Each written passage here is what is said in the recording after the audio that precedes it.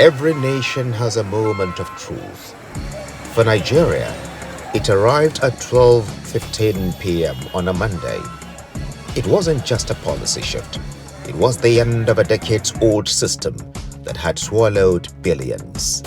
Money the nation no longer had.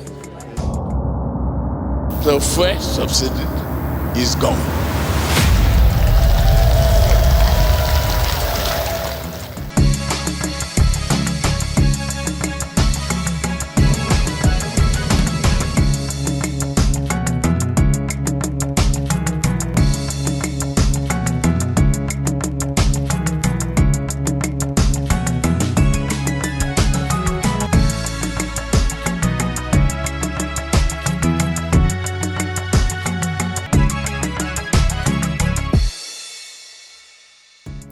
The renewed hope agenda began not with a celebration, but with the courage to stop the bleeding. Because he had removed the subsidy, fuel subsidy, so he decided to give a package of about 200 billion naira to SMEs. And 75 billion of that 200 billion naira was for those in the manufacturing sector who could access up to 1 billion. Honestly, I commend Mr. President for the reforms. I feel that all regulators and subnational governments should support Mr. President to cushion the impact of these reforms. It's cushioning the impact that is the issue. But are the reforms necessary? Absolutely. It was impossible to continue to fund the fuel subsidy. It didn't make any sense to not unify the Naira, and the tax reforms are actually pro the less privileged. The journey began in late 2023, when the new leadership headed by Governor Olayemi Cardoso took the reins. The atmosphere was thick with uncertainty. The economic ledger read a staggering $7 billion backlog in foreign exchange obligations, inflation climbing aggressively past 22%, a confusing maze of multiple exchange rate windows, and an empty vault of investor trust.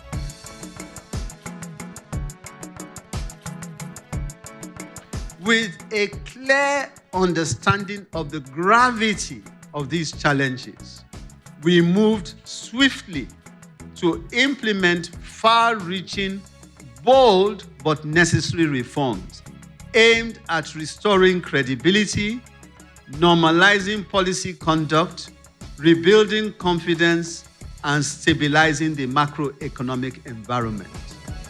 Then a series of aggressive interest rate hikes, driving the benchmark policy rate from 18.75% all the way up to 27.5% by late 2024.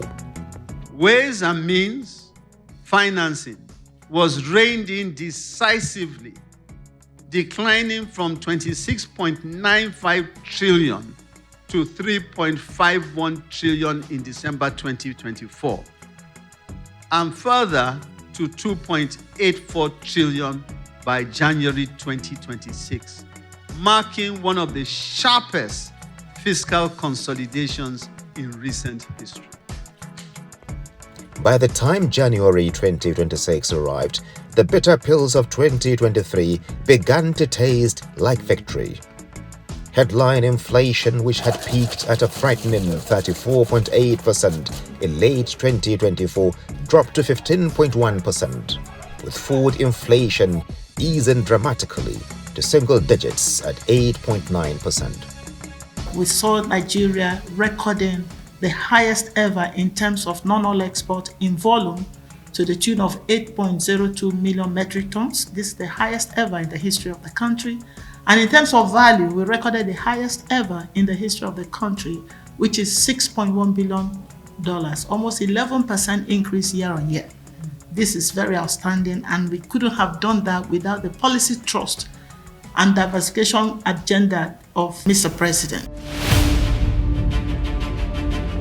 Export volume similarly scaled up by 10% to hit 8.02 million metric tons. $61.1 billion US. It came into the country. Remember, this is only for formal documented trade. And when flows come into the country, it increases the flow of foreign exchange, it stabilizes the currency, And we can see, even with Renew Hope agenda, it's never happened where for over almost 1 year, exchange rate has been stable. And this is what we are all crying for. This is what all the entrepreneurs, the industrialists are crying for, stability in foreign currency.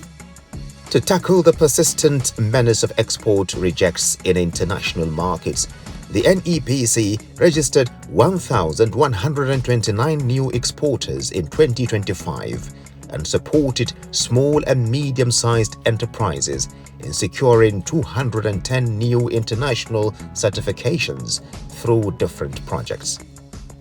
I am a producer of bags made with Nigerian fabrics, and I market my bags all over the world.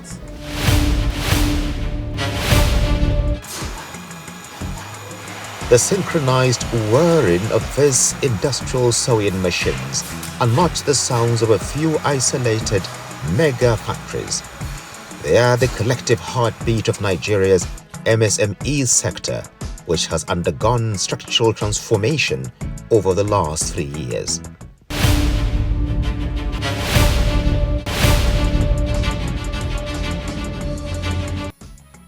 That in today's Nigeria, that you can plant cotton, it can be taken to a textile manufacturer and to a garment producer. That garment producer can produce what? A t-shirt.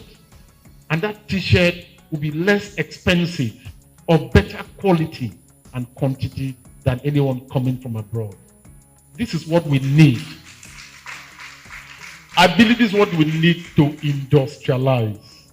When we talk about made in Nigeria, it's not necessary for you to compromise quality or standards. The cotton is an economy on its own. It has its own ecosystem. So what we've been able to achieve is as the effort of the entire ecosystem that we pull together. And today, with the demo that we did recently, this is not the first time we're getting that, the good yield, but we pull in a lot. We pull in experience from our challenges. We pulled in all the ecosystem, the science, academics, farmers, seeds. We pull everything in and we were able to get what you saw today. So we got over 3 tons per hectare. Long length, good quality, fluffy cotton. The one that we've been looking for a very long time. We got that from what we did. But the good news is we're vertically integrated. So we make the textile and the garment. And that means our products are even much cheaper than imported shirts. And because of that, we've actually grown in strength where our orders have ballooned up to like 200,000. So we have an order to supply 200,000 shirts by next month, and that will be continuous. So what used to be a challenge now has become a strength for us. And because we're creating value for customers, orders that are supposed to go to China are coming local. So the last order we're supplying, they were close to sending an order to China, but they realized they could just make it here. And that's the value we're creating for the country. We currently have about 150 employees. We're hiring another 50 in the next 30 days. So that takes us to about 200 employees. So it's just not a t-shirt really, right? So it's an opportunity for us to industrialize, create jobs, do import substitution, reduce the pressure on the knife. At the center of this transformation is the Presidential MSMEs Intervention Program.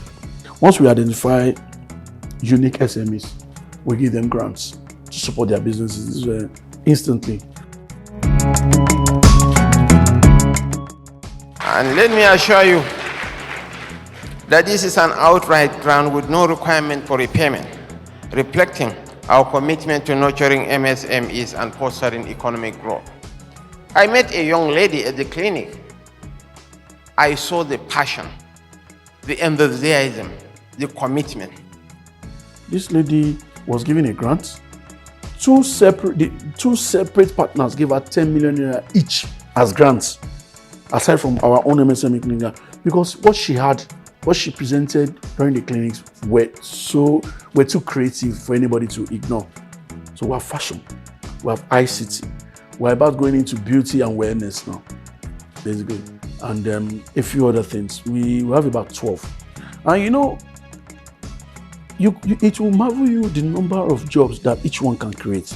Because what we have done is that if you want, you can come, you clock in about 8, 9 o'clock, it depends on the states.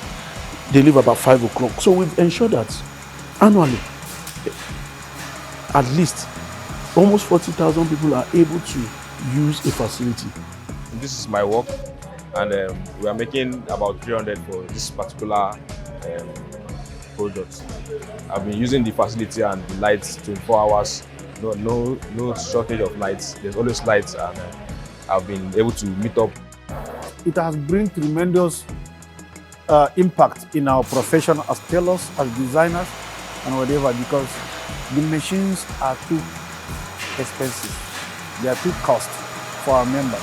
And here are hubs that were being created by Smeden for our members to benefit freely. It's a very nice place for a youth like me to come and improve my knowledge more. Every month, an average of maybe like 3,000, or they're about 3,000 averagely. So imagine if you have in each senatorial zone,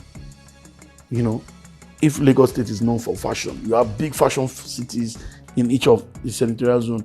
If Oyo State, you think you can do mechanic city, you have 3 big ones in each senatorial zone. If Edo State, you want to do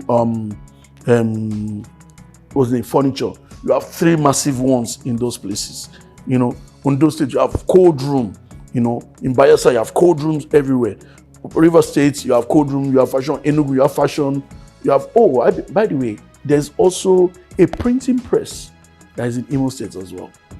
A printing press. So each one of those things are able to, on the average every month, maybe like 3,000 people will use them.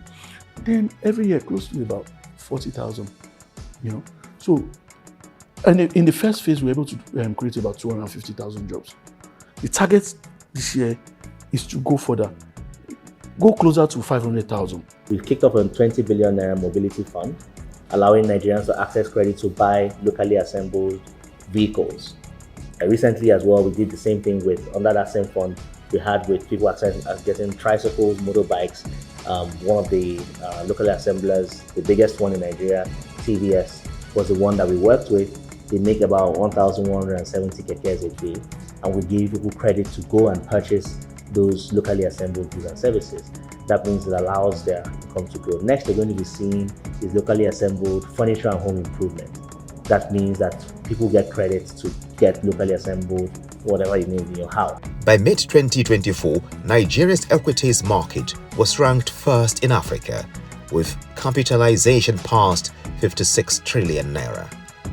Then the surge to 100 trillion naira in 2025 as the NGX All-Share Index defied gravity, closing the year with a 51.19% return amid the global economy wrestling with stagnation. Today is over 250,000. Yes, I recognize the impact of the external unification and then on the market, but even if you discount that, there's no doubt that the market has experienced remarkable progress. Also in terms of regulation has been strengthened. You recall that last year, 2025, the new investment law, Investment and Securities Act of 2025 was enacted. And we didn't have that for a very long time. And the same thing with also market infrastructure. We've seen improvements in market infrastructure. By the time the calendar turned to 2026, the entire nation woke up to an unprecedented milestone as the NGX outperformed major global peers like the S&P 500. Anyone following the trend in the Nigerian stock exchange would be overexcited. For someone like me, I'm even frightened at the phenomenal rise in the value of stocks. Why? It's a reflection of the health of the Nigerian economy. A friend of mine told me out of fear that his stocks increased by 1.7 billion naira in value within 24 hours. That showed the vibrancy. In spite of all the negativities, Nigeria is indeed a great nation. Everybody agrees that our market has also helped the economy, greatly. government has been able to raise substantial sum of money from the market to finance budget deficits. One, and there is also the case of the banking sector recapitalization. Yes, it was made possible again by the capital markets. To consolidate on gains being achieved, a new industrial backbone was forged. I mean, today, government makes more money in our cement business than anybody. They are number one. We shareholders, we collect less than what the government collects. But that is okay, so far that they keep allowing us to expand, they keep allowing us to prosper, and we too, we will actually make sure that there is prosperity all over the place. It is important that government does not only talk about what it owes, but what it owns. The fact that we moved from a registry of a mere 1.5 trillion naira value of what we own to over 38 trillion naira of what government owns, and that figure is counting. The intention is to get to about 100 trillion within the next few years. I would believe at 38 trillion naira we made significant progress, and that does not include a large percentage of our other assets. In the next few years, we intend to see that number rise significantly. And by knowing that, it means that we are now in a position where we can use that to raise finance for investments at a lower cost than would have been done if we didn't have those assets. It also means that we now have platforms and instruments that we can use to attract other investors to partner with government to do more than we could have in the past. We have so many overlapping mandates, so it was necessary that we started to structure our MDAs into working clusters, which meant that they're able to depend on each other, rely on each other, and leverage each other's strength, and also be less burdensome on the businesses. Recently, there was an approval for metro rail programs in 3 of our cities, Kano, Kaduna, and Lagos, and there are many more coming up for about $3 billion. To develop metro rail. This, we believe, is a major part of this administration's priority of infrastructure development. We're looking at what's going on in Ghana, what's going on in Benin Republic, and then of course we are we're ambitious, so we're also looking at South Africa, the United States of America, the UK, because hopefully we are looking to benchmark against international best practices.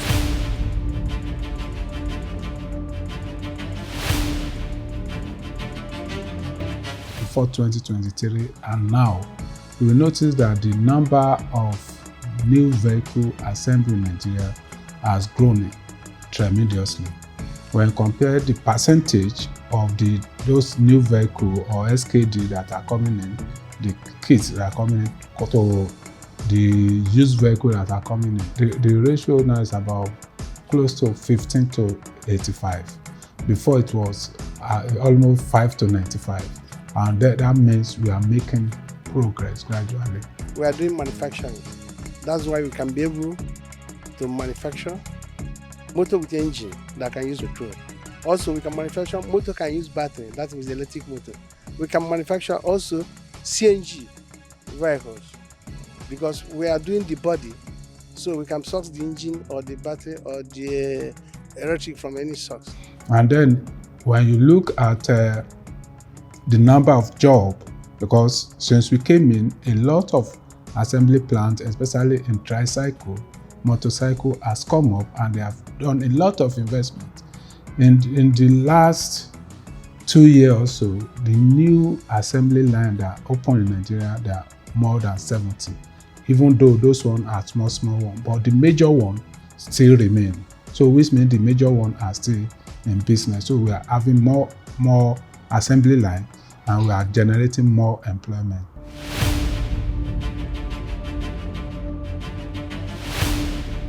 We looked at our waters and finally saw more than oil. We saw a 7 trillion naira blue economy. And you have about 28 coastal states. These states are linked by sea. And so the significance of water transportation is very huge. So investment in that area is both profitable and sustainable. Part of our own contribution to food security is to increase the possibility of local production of fish. Right now, the consumption is about 3.8 million metric tons, but the local capacity is just about 1.3. Recognizing that the old structure had maxed out its utility, President Bola Ahmed Tinubu signed historical tax bills into law, with the Federal Inland Revenue Service drawing its final curtains, officially reincarnating as the Nigeria Revenue Service. When I check your full year impact, which I call Pbat impact in 2024, you increase revenue by 76% compared to previous year. And that is, Mr. President, the support from subnational, that is the evidence of your decisive and necessary decisions. Beyond taxation, fiscal governance has been strengthened through improved remittance system, enhanced transparency mechanism, and tighter control on public finance fluids. And if to put this in perspective, Mr. President, May 2023, when you assumed office, the total money available for the Federation was 711 billion. By September 2025, it was 3.6 trillion. That is 400% above what you inherited. Today, the ultimate physical expression of this 3-year journey stands tall against Abuja skyline, the magnificent Revenue House.